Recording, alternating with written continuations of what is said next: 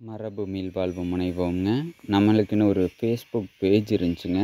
அதிலிருந்து ஒரு மிகச்சிறிய வருவாய் நம்ம பயண செலவுகளுக்காக அதிலேருந்து கிடச்சிக்கிட்டு இருந்துச்சுங்க.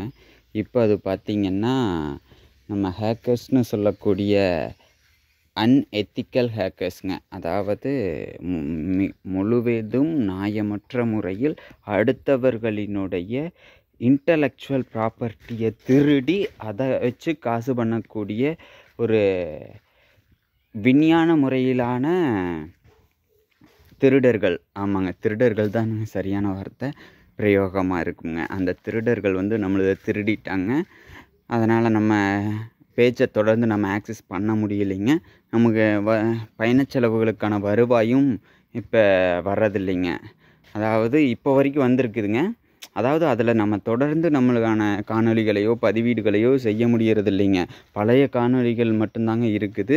நம்ம புது தகவல்களை பகிர முடியறது இல்லைங்க. அதனால்